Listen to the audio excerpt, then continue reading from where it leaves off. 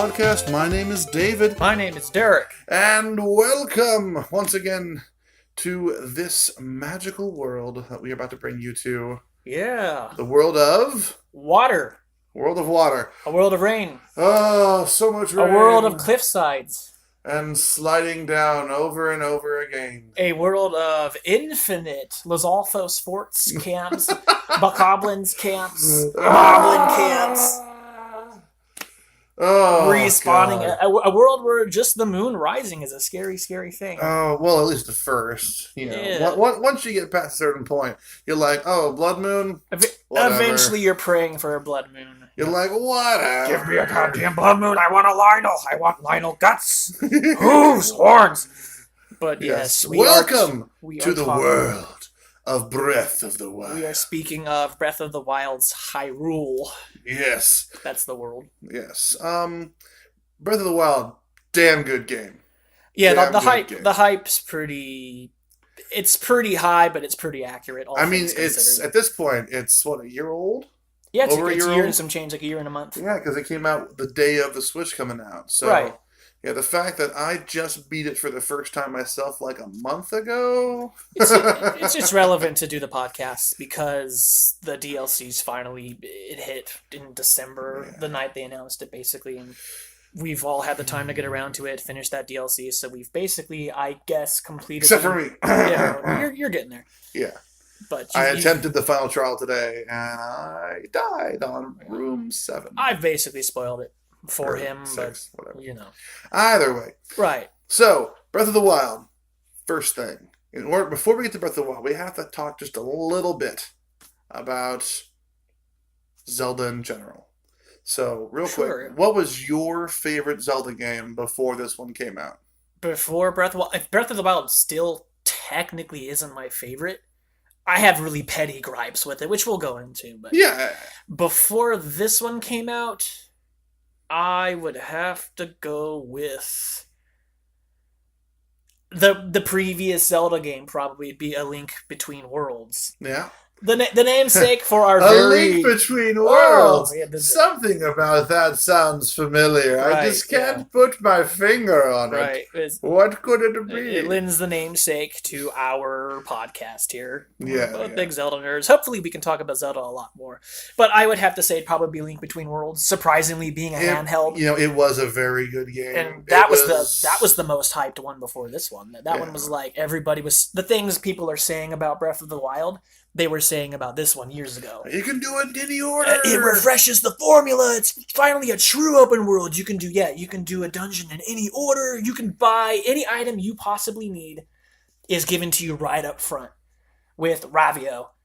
Which I was about to say, no spoilers. I guess you find out who he is, what he's about, who Darkling. Basically a Darkling, but I don't want to ruin exactly what he does. You know, he has a special bag, and he doesn't want you going into it, and you find out what's in the bag, and it's kind of a neat little story. What's in the bag? What's in the bag? But I'd probably say Between Worlds. Before that, it's really versus Ocarina of Time and Majora's Mask. Probably going with Majora's Mask overall because of the world and the NPCs and the side quests. And it's just so depressing. Oh, and the more you think about it, people have added a lot of fan literature to it. Or not literature, just people noticing things and connecting dots. You know, like when you're a kid, you don't notice that stuff. And it's just so sad to look at that world and see all the horrible stuff that's going on. Ugh.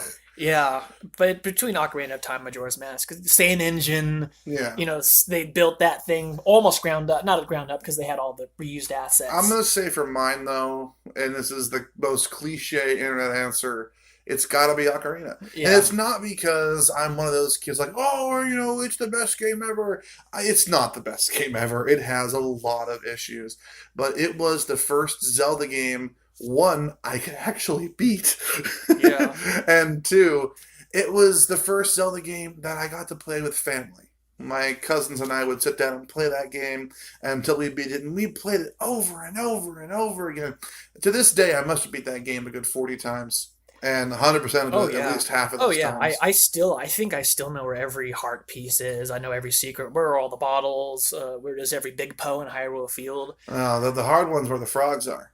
Yeah, You, yeah. No, you gotta, I pretty much 100%ed it. well, the frog's in Majora's Mask. Actually, so, yeah. mine is Skulltula's. I don't think I ever did get Once. Max. Yeah, maybe like once, but I can't remember. Once I got every Skulltula. Right.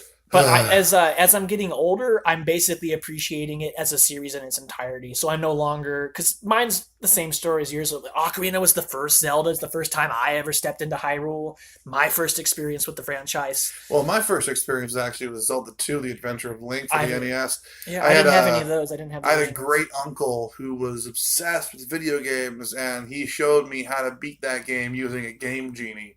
And for those of you who remember who Game Genies are, you're right here with me. Your sheet is my command. You're in the right age bracket for me. I tell you right there. But I love them all. I just had with the Wii U doing Wind Waker. I found this renewed zest, this passion for the Wind Waker, and I realized there's a whole generation of people that consider Wind Waker the best. Like, you get the people. I was in the underground, man. Wind Waker. Always the best. I've loved it since day one. It had a unique art style and expressive Link.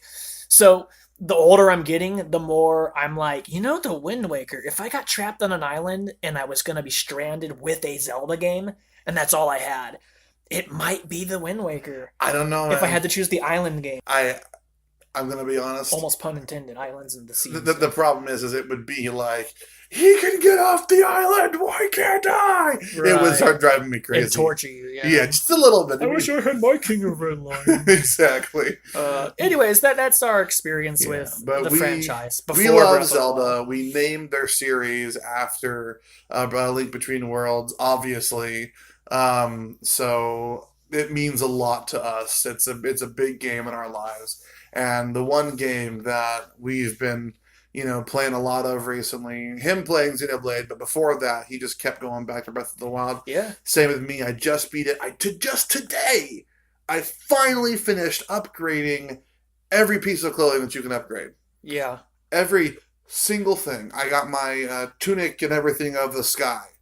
Oh, yeah. From the Skyward Sword amiibo. DLC included. Taken care of. Yeah. So I am so happy right now.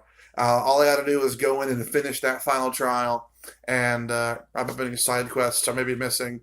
And there's a few Koroks I could use. Oh yeah, they're everywhere. Yeah, I like the Koroks. I mean, it's just such a great game. Just wandering around the world, discovering new things.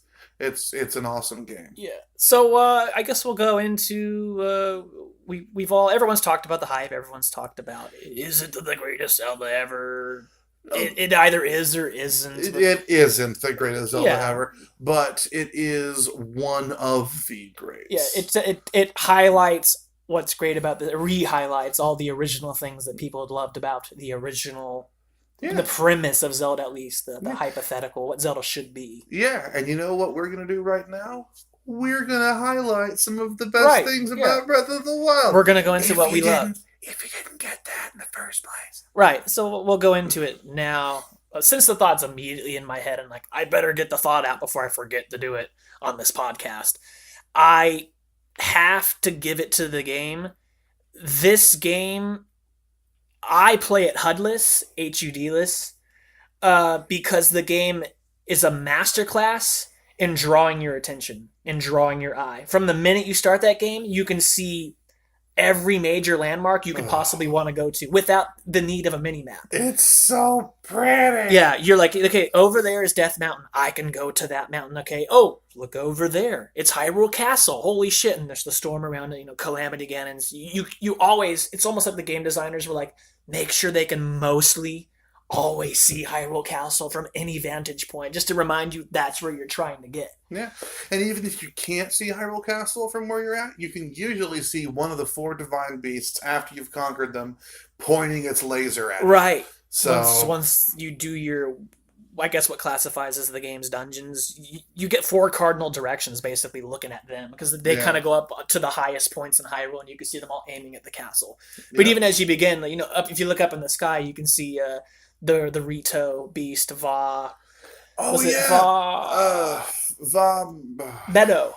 Yeah. Va Meadow. Yeah, you can see that flying around, and I thought it was like Twilight Portal or something from Twilight Princess. Yeah, in the first trailer, we saw that in the distance, and I'm like, what the hell is that? Speculation. Is that like a portal from Twilight Princess? Are the Twilight coming back? The Tweety? How cool would that be? That's also what I love about this series is nobody agrees on any one way to say things. Oh, Tweety or Twilight? Van Meadow? Van Meadow? Meadow? Is it Deku? Deku?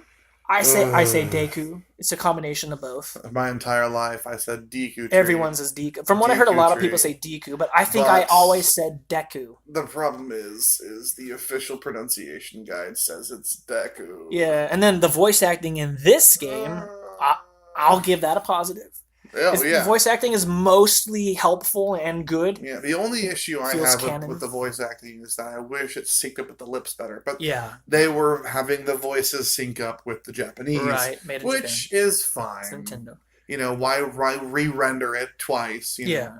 Whatever. But, the Deku tree, you meet him. I am the great Deku tree. And I'm like, yes, confirmed! High five! Yeah, but back to the being able to see everything. There's nothing that I hate more in an open world game than you can't necessarily see everything, but you can open up your map. You press pause and go to your main map, and you see this massive world, and sometimes the maps are given to you up front. Yeah. So maybe something like The Witcher 3. You can see all the towns you will eventually go to, and you get very hyped. Like, I want to go over there to blah, blah, blah, Berg, whatever town, massive town. It looks exciting, but you can't see it. There's nothing pulling you towards it. You just know eventually you're probably going to get there and you're hoping you're going the right way. You keep pausing to look at your map or you're looking at your mini-map. I hate when your eyes have to get drawn to a map instead of looking at the gorgeous game in front of you, especially since Breath of the Wild and, The Witcher 3, they're both gorgeous games. Yeah. I try to go HUDless. I try to just turn everything off and immerse myself in the world, but Breath of the Wild's way better at it. One of the cool things, I don't know how Witcher 3 works necessarily, but one of the cool things about the map system here is when you activate a tower, it gives you the map for that area, but it doesn't fill it up with everything. It's like, hey, this is the landmass. This is what the mountains look like. And stuff. We have the what are they called? The contouring, it's like, hey, this peak, there's a peak here, there's a ditch there, that kind of thing. They have that. Oh, it's snowy in this area. But they don't be like, oh, hey, there's 40,000 objectives here, like in Assassin's Creed. Yeah, that seems to be a Ubisoft thing. So I'm really glad though that you unlock the map and then it's yours to discover. Right. I spent the past I spent 6 hours yesterday just looking at my Hero's Path mode, which is a really awesome part of the DLC. And I haven't been to any of this area of the map. And I just wandered through that area for 6 hours, and I found a ton of Korok seeds. I found some hidden springs. I found some nice mining deposits, a couple stone taluses I hadn't seen before, a Hinox or two. It was really fun to check out these new areas. I haven't discovered this yet. It's a beautiful game. Yeah, I think when the map does unlock like that, it's mostly for your mini map unless you turn it off like me, but you're going to be looking at your mini map. It's mostly, I think, to highlight roads. So in case you were to miss another road, you think you're on a main path, but you realize, oh, there's 3 other roads to the north of me. Hey, you might go take those roads and they might take you somewhere you wouldn't have known about otherwise without a map. So many portions of my Hero's Path are me looking, walking down a path and then veering off in some direction because the path's not going the way I want it to. Yeah. And it's beautiful that eventually I can go back and continue down that path, but it's there. I have to go there. It's pretty. Look at that thing over there. It's great. So yeah. I think that's enough gushing about how pretty the game is, though. Yeah. What about mechanics? Mechanics. I think we'll slowly slide into mechanics. This might count as a mechanic, or it's something that's in the world, but we just talked about it, so let's go over to that. It's the towers. It's not a mechanic, more of a world mechanic, something. Yeah. Because your eyes will be drawn to the towers as well, not the major landmarks of Hyrule. And this game does towers so right. Because each tower, it's not Assassin's Creed where you climb the same church tower 50 times per city and there's 7 cities or whatever, right? There's like 8 or 9, 10 towers, I think.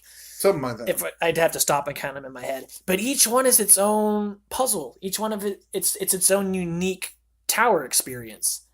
Some towers I kind of hate because they're earlier on and you kind of run into them, and you're being besieged by wizards and things that are attacking you as you're trying to climb. I think there's 11 or 12 towers. There's probably it's near 10. I just counted in my head. I think there's at least 12 towers. Yeah, but maybe 13. I don't need to go too much into it. I just think each tower is really cool. After a while, you begin to catch on like, oh my gosh! Like after about the 5th tower, you're like, each one of them is kind of a puzzle. You got to figure out how to get to the top of this thing. They're not all just the same because one was covered in bramble and thorns at one point. And that's when I realized, I have to avoid the bramble and thorns. This wasn't on the other tower. Yeah, one's like surrounded by a huge lake and filled with electric Lizalfos.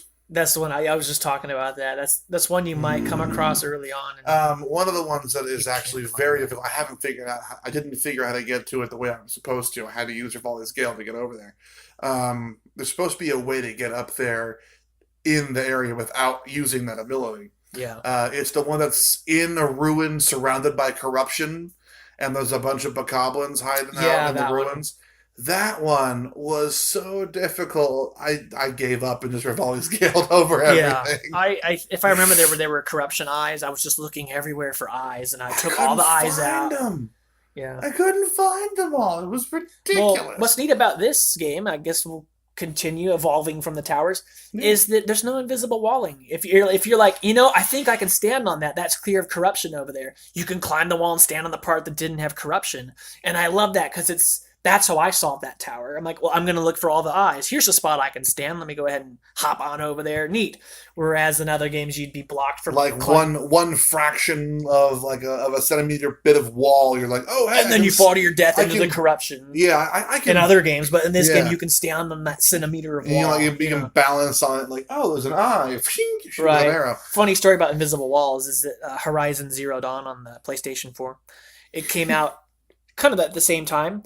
And I was bouncing between the games. And sometimes I'd lose myself and forget which game I was playing. So I'd be playing Horizon, hot off of playing Breath of the Wild. And I'd be like, there might be something neat up there. Maybe I can cut to the village. And it's because Horizon tries to lock you to major roads. If you go too far off them, you'll get walled. You won't be able to... Or I even think I got stuck behind a wall at some point, having used a horse to run so fast I jumped over...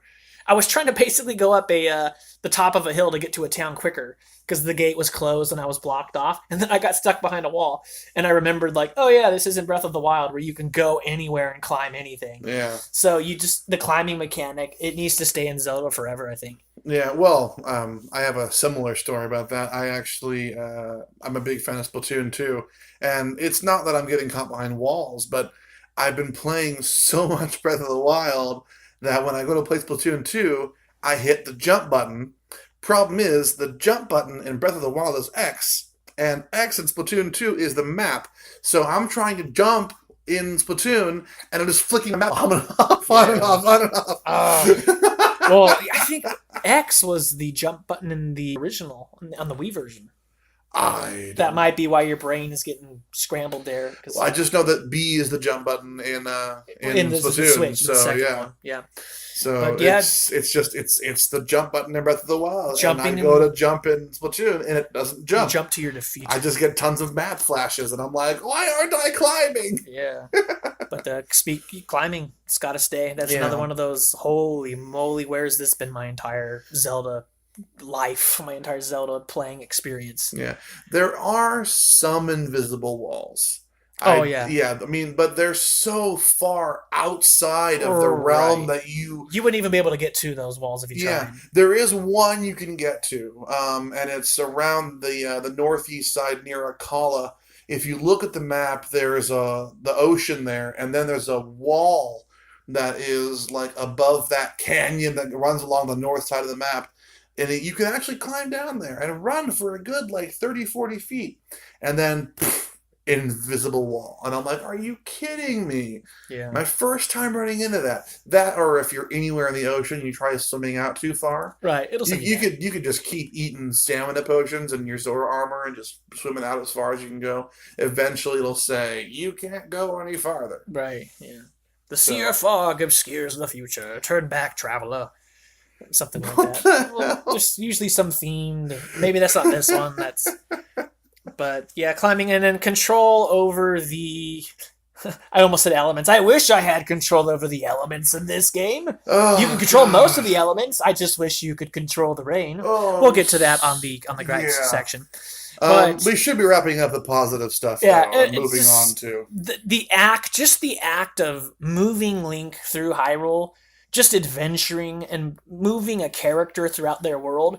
I don't think it's ever been better. So there's just a lot more that's positive, and that's just controlling Link and steering him through Hyrule. You can climb things. You have control over gravity, time in a way, because you can freeze enemies with stasis or items with stasis. You can, what else? Move magnesis. You have the gift of magnetism. There's so much.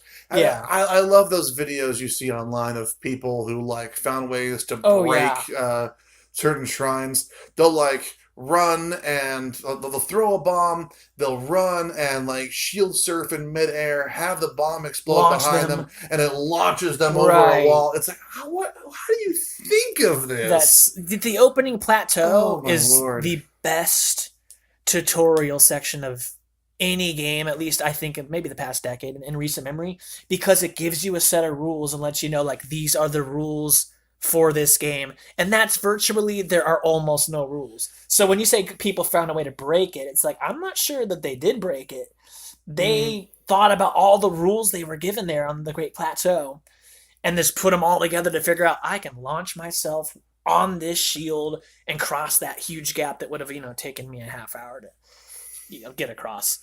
Otherwise doing it the right way. But enough gushing, I guess. It's the hype is real. Basically, the point is, Breath of the Wild, it's a beautiful game. It's an amazing game. If you haven't played it, get off your ass, spend the $60 for the game, and maybe $300 for the console if you don't have that yet. But seriously, get Breath of the Wild, play it, borrow your friend's copy, play it. It is such a good game. You deserve to experience it. Yeah, everyone. It teaches you what an adventure game and the adventure genre should be. Yes. All right, and now let the shit talking begin. Yeah. Hey, is Breath of the Wild gone? Did he walk out that way? Yeah. Fuck that guy. Fucking Breath of the Wild. No, it's not. There's definitely some gripes. Quickly, we can just everyone talks about it. You don't like it's fine. I hate the horses. Let's let you have a minute here. Yes, you go on about everything else, but I fucking hate the horses. I swear to God. Like, I tame it and I have to continually pat it, and even when I've got max affection, it still runs into walls and doesn't obey my orders. Why can't, after it hits max affection, be like Epona from the other games? Breath of the Wild Epona was beautiful. Sorry, not Breath of the Wild Epona. What's wrong with me? Twilight Princess and Ocarina of Time and Majora's Mask. All the other Eponas were beautiful. Yeah. Why do all the horses in this game have to be so annoying? The horseplay, it was more rudimentary back then. Those are older games. But the idea in Breath of the Wild is survival. Yeah, but it keeps running into walls. It's programmed in the game. There's a pathway. If you have a horse in a pathway and you don't steer, the horse will continue down the pathway, at least until you hit a fork. But I'm riding a horse on a pathway. I let go for a second because, I'm going to get a glass of water or something like that. I come back and the horse has run myself up a cliff. And I'm like, what are you doing? Right. You stupid horse. And then it won't turn around and get back down off the cliff, so I have to abandon the horse, walk away, and whistle for 5 minutes till it gets its shit together and jumps down off the fucking wall. You do know you can, by targeting, and this, I had the same experience. Like, wow, I wish there was some way to control the horse down a cliff because it got me up there. you can actually hit the targeting button and your horse can hobble and hop and like dodge. I know it can go sideways and stuff, yeah. You can go sideways, backwards, forwards, and that's how you get your horse off of a cliffside or off of a hillside. But it shouldn't be on the cliffside in the first place. It was following a path. There was no fork in the road. There were no enemies. There were no snakes. I understand. There were no graboids with their tendril things grabbing them out of the ground. Right. But the idea is the world is unforgiving, and it never stops throwing things at you. The idea is you will never be comfortable in this like post-apocalyptic Hyrule. Link's always having to tame a horse. He's it's to keep your brain trained and not idle. I prefer the Zero Master Cycle. Yes, so much better. We'll get to the Master Cycle, and it should be able to drive in the stupid fucking desert. I hate having to use sand seals. Oh, I like sand seals. I mean, they're great. They're awesome. But having to sneak up on them every time or rent them out of the real place and spend money, I just want to ride my goddamn motorcycle. Right. Sorry. That's my rant. On to what you want to rant We can quickly go on about the rain. What hasn't already been said about the rain in this game? You've been climbing for a half hour. You're going to reach the top of dueling peaks. You've stopped along the way. You've had cooked meals that you prepped for that climb. You're getting towards the top, and then fucking rain comes along and sends you all the way down to the bottom. And then it's raining, man. Right. Specifically Link. Raining Link. But yeah, that fucking sucks. Oh god. The first time on the Great Plateau, I was trying to get to that one right next to the dude's house, the king's little hut there with the chop down the logs, walk across the ravine, kill the bokoblins, and then just climb the fucking cliff up to the thing. I'm halfway up, it starts raining. Yeah. And I'm like, are you kidding me? I have to wait for it to stop. Right. And I looked down at the weather meter, and it's like, it just stopped being sunny, raining. Yeah. And then that's the problem people have. And I'm like, are you kidding me? It's going to rain for 3 hours? It used to rain in like the older games, Ocarina of Time, the older 3D ones. It'd rain for maybe 2 minutes max, 3 minutes, which is fine. Like, I love the idea that it's not always going to be a smooth climb. I really like the idea of, oh no, the harsh weather's going to come in, the environment's going to throw a hardball at you, and you're going to have to wait. I like the idea, but the problem with this game's design is you're always, ooh, what's that over there? And you really want to get to somewhere. You really want to get to the point you're interested in. So rain feels really inconvenient, where you're like, I just want to get to the tower I see right there. Or, I just want to get to the top of this cliff. I want to climb. I think something's up there. And you have to wait. I mean, I think I timed it once. It rained for 15 whole real world minutes, that's unforgivable. People are like, well, you could teleport back. I've done that, and it was still raining in that environment. Well, there's an island off the coast of Eventide Island. It's a little ring. And you can go there and farm arrows. You place down your teleport pad. You just keep teleporting in over and over and over again. And you can't do that early on because you don't have it yet. Yeah. But like you keep teleporting in, and it was thunderstorming. Problem is the chest you pull the 10 arrows out of repeatedly over and over and over again is metal. So every time I pull it out, I'd grab the arrows and it would start sparking. Lightning was going to strike it when it was doing the thunderstorm. And I was like, when is it going to stop? After 4 consecutive teleports within a minute, it was like sunshine. Okay. It said it was going to thunderstorm for like 3 whole hours, but, I just, and it was gone. So it depends. Like, I think you have to trick it into thinking you've gone somewhere else. Right. And then it'll reset. Yeah. But a lot's been said about the rain. I don't want to go on about that. But there's a really cool video out there. I forget who did it, but basically this guy, he went and he studied the entire map of Hyrule, and he put places where it rained more often and mapped them as low pressure systems, and places where it didn't rain as high pressure systems, and like the areas in between where the rain and the no rain would mix and stuff, and like. They have a fully functioning rain system, like precipitation and everything. It's fully fitting. It does not it supports itself, and it's scientifically proven to be the way weather actually works. Yeah. Interconnected systems. I mean, the whole world's like one large. They did a really good job on this game. Sorry, we're in the bashing apart, but I'm complimenting it. No, I'll just. My biggest gripe is it's got to be the paper weapons, the glass weapons. Oh yeah. I loved the idea when they first announced it. Like, oh man, you're gonna have to go complete MacGyver in this game. You're gonna have to craft weapons, make weapons, etc. Which I was loving. Maybe they didn't say those direct words. That's what I was thinking it was going to be. But, you just kind of find weapons to pick them up from things, and you hit an enemy about 5 times, and there it goes, shattered in the glass. Yeah. And the original promise, I swear it was like watching Anuma and Miyamoto play a early build of the game when they were talking about, you see that mountain over there? You could go to that mountain and you could climb it. And they were saying exploration in this game is key. You will be able to, through exploring, you are going to be able to find better weapons, which they make good on the promise. You do find better weapons the further in the game you get. Yeah. But I was thinking, if you explore enough and you do the long-ass side quest you're supposed to do, you're going to get a perma weapon. You're going to get a permanent piece of Link's inventory through exploring and making sure you cover every inch of this world, and that really never happens. It never did. But it did in a way, because the Master Sword never goes away. It just gets drained of power. Technically, yeah. The Master Sword, it's pretty much a permanent weapon, as it should be. But you can't use it permanently, because after a while it drains and dies. Yeah. So. Yeah, but with DLC, you powered it up. And the durability skyrockets. Right, and then when it does disappear, it comes back quicker. Yeah. So they did fix some things, but I still wish we had either a unique inventory or just what's more doable in this game is I wish we had better weapons. And you know what? You could upgrade your armor. Yeah.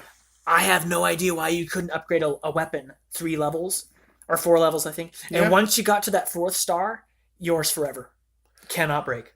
Or if it does break, you go and get it fixed at a blacksmith kind of thing. Right. Well, in this game, if it breaks, it's gone forever. I wish it was more it broke. I'm saying if your upgraded thing, it breaks, and it's like, oh, your staff snapped in half. Let's go ahead and just repair it. It could still break. You can get your things repaired. They should have added a blacksmith character. Yeah. Or you could have just taken it to the Great Fairies, just like you did for the armor. That would have been awesome. Right. Although, I'm not a big fan of the Great Fairies. I just spent a lot of time upgrading all my clothing and talking to them, and I feel a little violated. Yeah. Those fairies want to... They want to... They don't just want your ingredients or your rupees. They want a piece of you. Oh, yeah. They want a piece of you. They want your masterpiece. Yes. They his want... master cycle and his master sword and his master junk, I assume. And not the junk you're paying them to upgrade your... your bits and bobbles. Oh, God. Okay, one more gripe. Why is topaz the hardest mineral to find? Funny. Why is that? Oh, that's funny. Diamonds are the most valuable ones you can find, and yet topaz are the literal hardest minerals to find. Yeah. You can find rubies and sapphires for days. Yeah. Diamonds even for a lot. Tons. Literal metric tons of amber. But topaz, nope. Yeah, you think it'd be a lot easier to find the diamonds, but not the case. Anyways, I guess I sort of started, I suppose, with being able to fix your weapons with either a blacksmith or upgrading them. Yeah. What could, within reasonable bounds here, within possibility if they were to ever patch any more than they already have, or maybe even future small DLC packs, what would you like to see added to this game to kind of, I'll start, I guess, to fill in the world is what I'm going to say. Yeah. But to me, it's like filling in the world.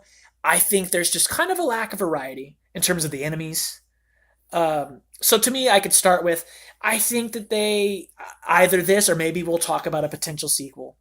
If we could still fix these little gripes we have with Breath of the Wild, I'd like to see more enemy types, just to fill in the world a little more. It'd be nice to have actual Deku Scrubs reappear. Deku Scrubs. I'd love to have Dark Nuts. And I was thinking, for the most part, Gerudo Desert is pretty barren. Yeah. You've got 4 Moldugas, And I think the Moldu King, I'm not sure if he's the 5th or he is the 4th. Either way. I think he's the 5th. You've got him, and then you've got a bunch of Lizalfos, some Moblins, and Bokoblins. It's mostly Lizalfos, from what I... Yeah, a lot of the electric Lizalfos. I'm blending in with the sand. Yeah, so one-hit kill behind them. You know what I miss?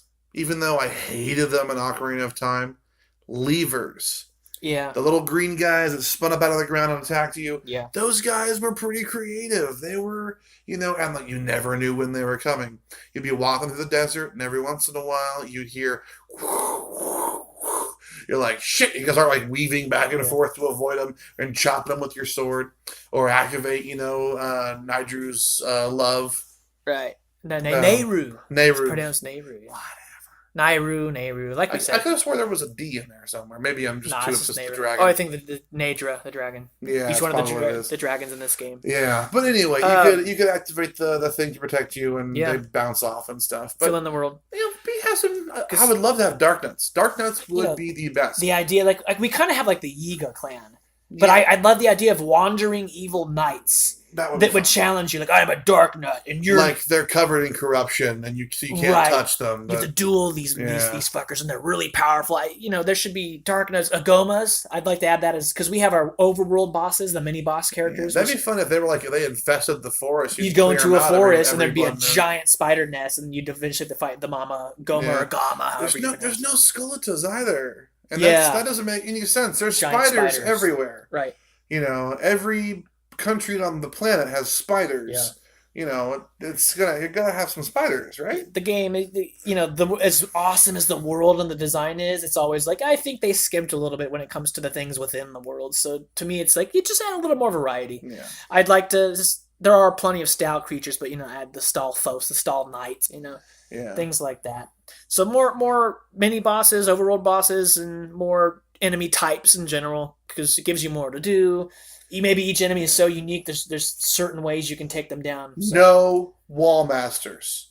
Wall masters. I like wall masters. I hate wall masters. Anything to add variety. Plus, they're not going to really work in this game with the way the dungeons are built.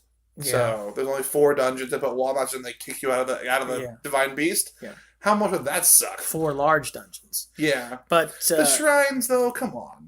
They're not going to put a wall master in the shrines unless the shrines were bigger. They're pretty small. They'd have to be bigger shrines. Yeah. And also, they'd have to not be in certain ones, like the ones where you're flipping your gamepad around trying to get that platform to spin with the ball on it.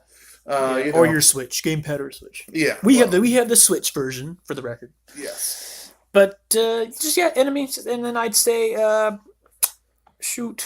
I would say there's plenty of side quests.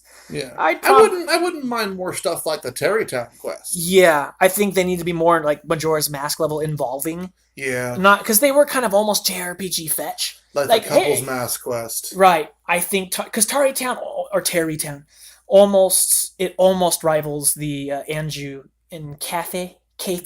However you pronounce his name. Kefi. The Couples Mask Right, quest. the Couples Mask quest from Majora's Mask. That is the most involved. It takes you all over that world.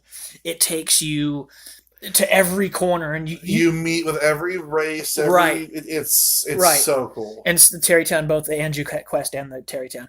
And I think that is the sign of a good side quest. A great side quest actually might help you discover something you didn't know was there. Like, wait, holy crap, there's another town over here I didn't know about? And you're very thankful all of a sudden that that side quest did take you to that corner of the world you would have probably never even gone to otherwise. Yeah. Because this game is very, Link, I need 10 pieces of amber, and then I will give you a diamond. And it's more, I wish it were a little more involving, and also I think the rewards should be the side quests were a little lackluster in certain cases. I think because Terrytown you're rewarded with basically a hub. You're rewarded with a whole new town. And new items you can get, and it's right there near a shrine that you can just glide down to it, and near one of the 4 great fairies fountains, which is very helpful. Yeah, that's probably my favorite town once you do get it. So I'll run with that. It's like, the stories, I think that a lot of them should involve, I don't know, helping to sort of rebuild Hyrule.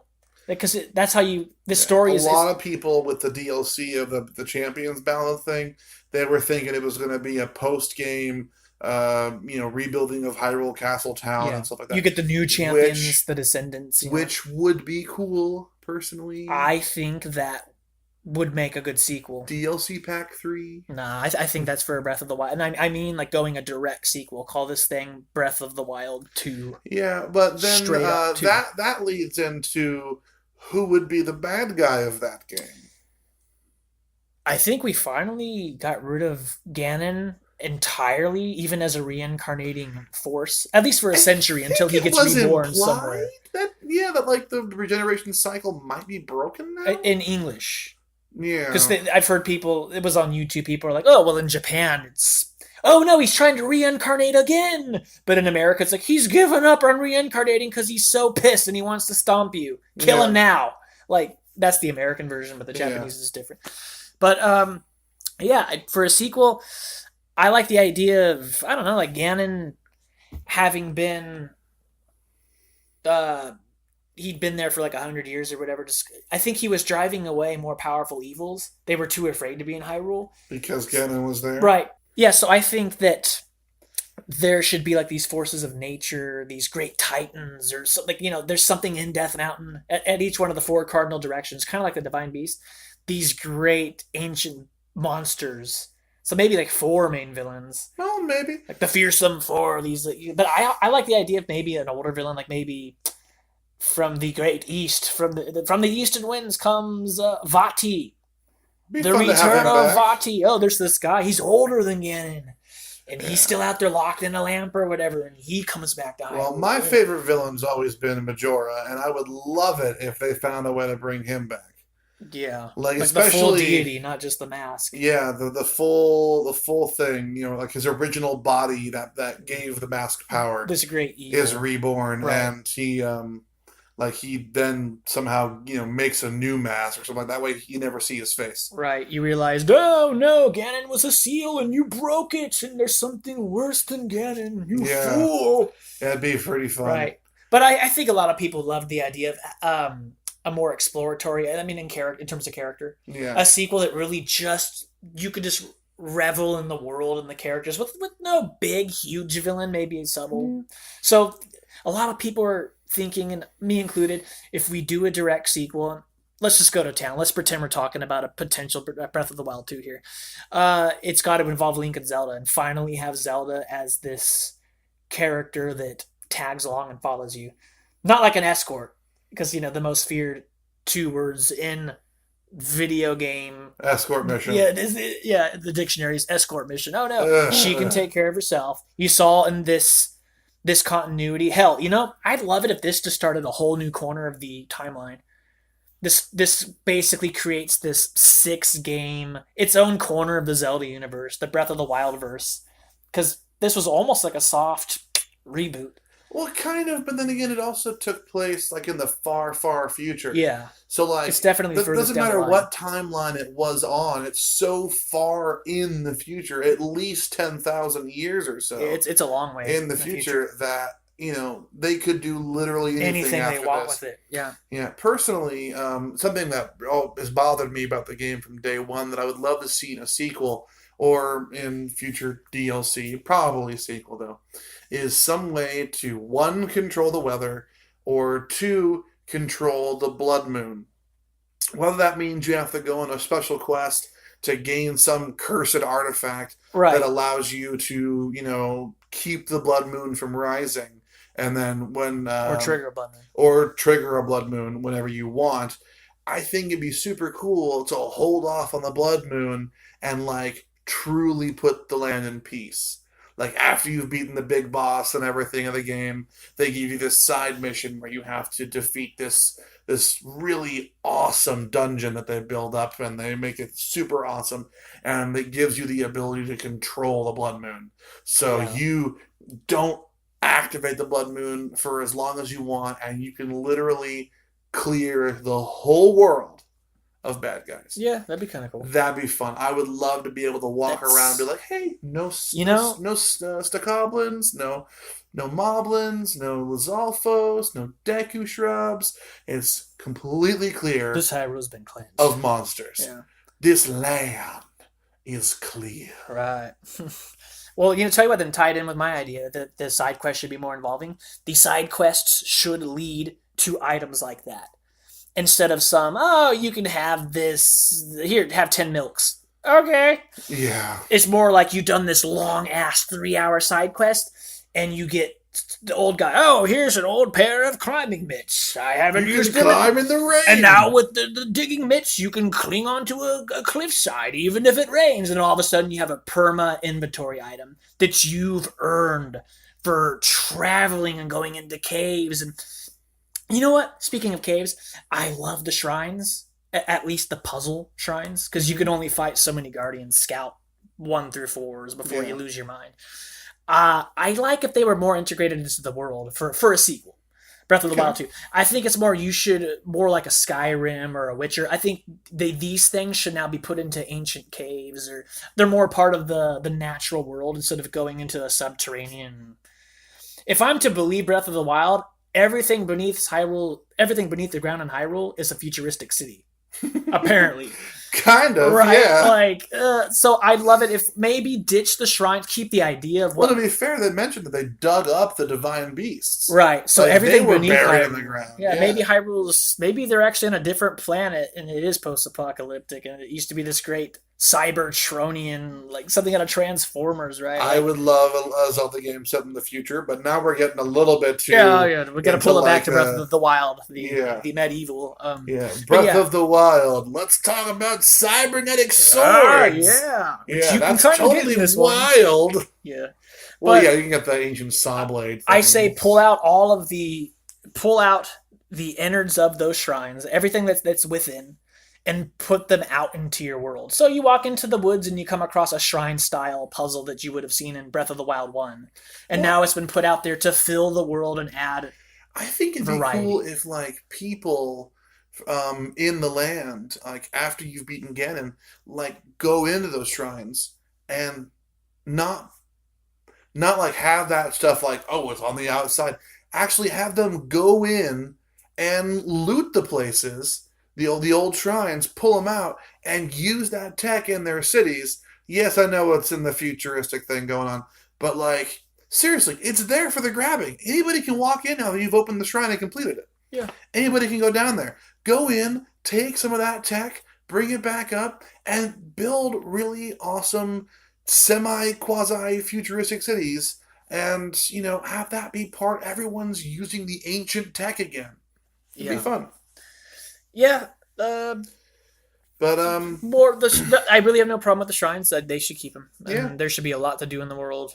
Yeah, I would like it if they had maybe not the shrines, but how cool would it be if they had some of those cave-like things, from Twilight Princess, where you have to have your torch and you walk into the torch caves. Yeah, like that. That's what I'm saying. The shrines should be more like that. Oh, well, it fits with the Zelda. I'm saying have your dungeons and your shrines and stuff, and then also have the caves that give you special items and stuff. Yeah, and those usually led to a heart piece. I kind of want heart pieces to come back. Heart pieces would be nice. Actually, I think it'd be neat since you worked so hard for it and you explored so much. I think you should just straight up get a heart container for having explored and earned something. Maybe you even needed a type of weapon or a tool to get there. Yeah. That would limit the amount of things that you'd be able to collect then, because you don't want to have 50 fucking hearts. They would probably stick it to you start off with 3. There's 17 big trials in the world that give you a heart container. Or a stamina container for that matter. You could have both. Yeah. Keep the stamina. Yeah, if they brought stamina back. So you'd have 17 plus whatever the stamina wheel gives you. I think they had 5 per thing, so 37 missions, which is not bad at all, personally. But if they were the size and length of certain, a Terry Town thing each, that would be worth a heart container in my mind. Yeah, and it might fit because, you've helped us so much. We've opened our hearts to you here. Oh my gosh, you've grown another heart. like the anti-Grinch. That explains Link's biology. He's so helpful and so full of heart. He just gets more hearts. Nah. But yeah, I keep going back to the more involved side quests where you really dig in and get a great reward. So I just say reward perma item. They should be more of those. Because they made you explore the world. There, you've earned the hook shot. Or at least, it'd be nice to have some of those old items come back. To sort of wrap things up, because we've been going for a little while now. Yeah. Let's go ahead and mention like one item from the old games that we would have loved to have had in Breath of the Wild. Me? Yeah. Gust Bellows. Gust Bellows. Yeah. Control the wind. Okay. In a way. Well, if you combine that with your paraglider, you could literally fly forever. Right? You can like jump on there and think, I'm going to tie my Gust Bellows. Link doesn't talk. Yeah. I'm silently pantomiming, tying the Gust Bellows to my waist. You have to talk. Right. And then he's like, jumps off, starts gliding, and then the Gust Bellows fires off. But that might be an end game style item, right? Yeah, you earn that from one of the bigger dungeons, because they really need to put dungeon items there too, because that was just not rewarding at all. Yeah. I don't know. I would have loved to have had maybe the Gust Boomerang from Twilight Princess. A boomerang would have been nice. Because you can get boomerangs. You got the Lizalfos tri-boomerangs. The boomerangs are not. But the problem is, you throw them, you have to time pushing A to catch they're not fun in this game. Yeah, they're not fun to use. That's another nitpick. But like, maybe like the Gust Boomerang. I think you can get like a version of it when you tap the Wind Waker amiibo or something. Nah. But it doesn't. Maybe. It doesn't do. It's not the same one from Twilight Princess, and it doesn't have a wind effect on it. Yeah. But it would be really cool. Maybe. You know what? I'm gonna say any. Oh God! Any sword from a previous Zelda game that had an ability, and had that ability work, like Bigoron sword. Never broke. We have that as an amiibo tap. It breaks. Maybe the Fierce Deity sword shoots the laser beams like it did against the battle against Majora, even when you don't have full health. That'd be cool. Yeah. Just something from the old, maybe double claw shot. That'd be fun. I think hook shot or claw shot would be cool to bring back. Yeah, the double claw shot specifically, because then you could dueling peaks, right, back and forth up the two peaks to get to the middle. And like that should also be kind of an in-game item. End game. Yeah. So you're not getting this thing right up front. Yeah, we don't want you to have God mode immediately. Exactly. Because, the idea with this one is like, anywhere. You can get any item at any time, and if you want, you can run straight to Hyrule Castle. Maybe the second one, hypothetical Breath of the Wild 2, using a similar engine, the same assets, because they have them, they're beautiful. They can get a sequel out pretty quickly within maybe 3 years. I don't know what it is with us liking reusing the assets and the same engines. We went on about that in the last episode, but Nintendo's good at it. They really know how to make use of their assets. It doesn't make sense to scrap everything you worked so hard on and build something new. Just keep what you've got, modify it a little bit, and you can crank out games so much better. The problem is that you start to get stale or burnt out on some games. Right. But you know what? There are people out there who would definitely love to have a Zelda game sooner than every 8 years. Right. But where I was going was I almost betrayed Breath of the Wild's promises with end game items. What I mean by that is you could go get the hookshot or a Gust Bellows or a perma item by finding that side mission, or if it's going to be in a dungeon, that dungeon first. The idea is more like in-game is you may not survive trying to get it because it's going to be guarded by high level, maybe overworld bosses or whatever. So that's what I mean is you might want to go get those when you're more powerful. They're not going to be exactly easy to get right out the gates in a hypothetical Breath of the Wild 2 or a DLC pack. Yeah. All right. Well, we've been talking for quite a while now. So do you want to end it with some quick little thoughts, quibbles? I'm going to end it with one thought from me, and you can end it with whatever you want. Yeah. I would love, and this is just pure fantasy. It's never going to happen. But tell me you wouldn't have loved this. The next Zelda, post-game, you scan your amiibos or you unlock it somehow in the world through DLC, the ability to use and become the masks from Majora's Mask. I know it sounds dumb, but imagine rolling across the plains of Hyrule, attacking Guardians in full-on magicked up Goron spike mode. No, that'd be neat. Yeah. Or swim into the bottom of the lakes that your fucking starbits fell into as the Yeah. Zora Lake. I lost everything. Oh, the water. Yeah. Oh, the ability to dive. That's another fun, quick thought. Yeah. Link should have been able to dive. Yes. Found a way to get under the water, because all those times I killed an enemy and you fell into the water and had an amazing loot drop and it just sunk to the bottom as I screamed in horror. Yep, and I think it'd be fun if you like put on the Deku mask. Look, right now you have like the Majora's mask that makes you invisible to enemies if they see you, but they don't see you as an enemy. Deku mask, you can talk to them. You know, that'd be neat. They have latent kind of passive effects. They're just like, I fucking hate humans, something like that. You know, well, if that's how a Deku Scrub sounds, that's great. Well, I'm picturing a Deku Scrub talking to a Moblin, but yeah, I hate humans. Oh, I got you. Yeah. You know, it'd be fun, stupid little shit like that. And that's a fun thought. You know, a lot post of game debt only. You cannot get it till you've beaten the game. Yeah, a lot of people they don't like to depend on Amiibo to get them. I know it could be a DLC thing, right? But a fun little thing to add. That is something that I would die for. Yeah. Although if I died for it, then I couldn't use it. Yeah, that sucks. Yeah. My fun little quick thought is that I wish there was a special stable in Breath of the Wild, you know, the game we are talking about, the existing game, Breath of the Wild, you know, because I just kept thinking, how neat would that be to have a bear with you name it, and if there's only one, you have to go find it. It's not easy to find. Maybe it's way up there in what's the Rito area called? Hebra Tower? Hebra, yeah. Up into that region, and out there in the mountains is this guy, this Hagrid type, like, yeah, hello there, you can bring me any old creature you want. I can board bears and deers and even some legendary, and then maybe he could set you on the quest to go find the Lord of the Mountain, some Stalfos, Zelda steed, Ganondorf steed, Stalhorse. I mean, and then you could only board them there at that guy. Sure, give him a name, and then to ride a bear or a deer with a saddle and bridle, and then you can customize them too, decorate your deer's antlers or something neat like that, just to add variety. That would be so cool. Yeah. I wish I was hoping that'd be in a DLC, because I think people were talking about that. Like, any way we could kind of save a deer or save a bear that we caught, that'd be really neat. It would be very See neat. Link riding a bear or a deer all the time. You could name your deer Bambi. Right, or something neat.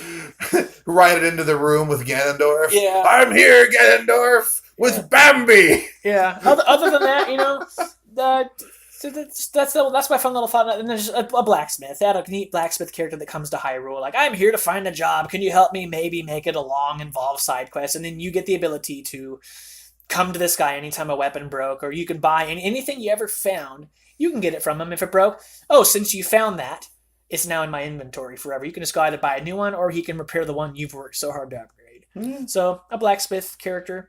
And, you know, maybe if weapons broke, they didn't, like, shatter. They just lessen their damage output. You've mentioned it to me previously. Yeah, it's like, I guess I'll go back to The Witcher 3. In that game, your stuff breaks. It just becomes less effective. You can still use a broken sword, but instead of doing 60 damage or 70 damage per hit, it now only does like 28 damage, and you're going to be cheesing the enemy.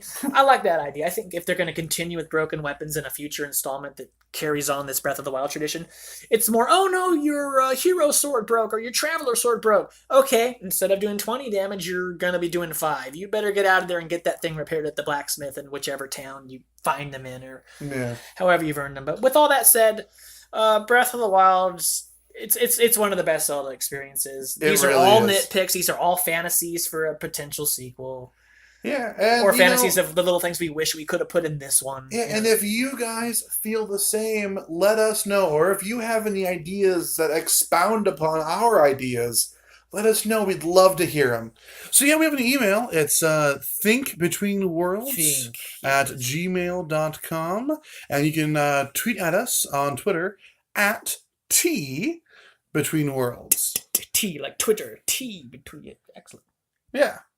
Anyway, guys, thank you guys so much for watching. Yeah. Thank you guys. Visualize. Yes, visualize it in your mind. Yes. Thank you all so much for listening. We really appreciate your feedback. Feel free to rate us on iTunes or wherever you listen to your podcast apps. And let us know what you thought of this episode. Right. With a positive or negative or some more in the middle response. Yeah, we rambled on this one, but, you know, fantasy's fun. Zelda's a fantasy. Breath of the Wild is a great fantasy, and it's fun to ruminate on these things and try to... It's quite the world to adventure to. Right. Well, yeah, Derek here. again, and just thanking you guys for listening, just like David did.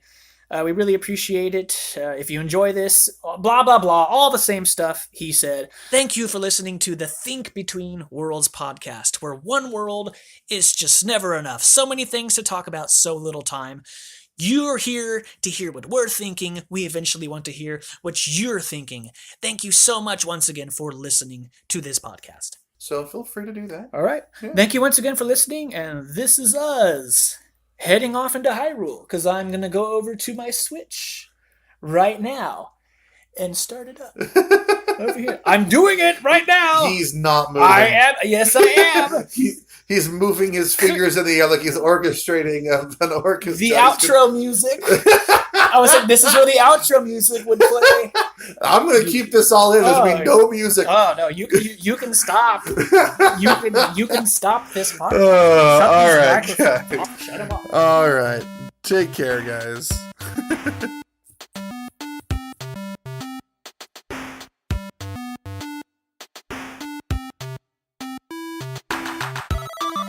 Enjoy your trip to Hyrule? Would you like an encore? You like a little more? Of course you do. How about an obligatory credit sequence? The Think Between Worlds podcast was created by David Kennedy-Farner and Derek Dillon. It is hosted by David Kennedy-Farner and Derek Dillon. It is edited by David Kennedy-Farner, and it is produced by David Kennedy-Farner, Derek Dillon, and Madison Stettin, our usual MC, who could not, sadly, be here today. Music provided by Kevin MacLeod from Incomptech.com, and cover art by Davy Jones, the artist, not the legendary seafarer, not the musician. Curious. Common name, I hear. Thank you all so much for listening, and we'll see you all in the next world.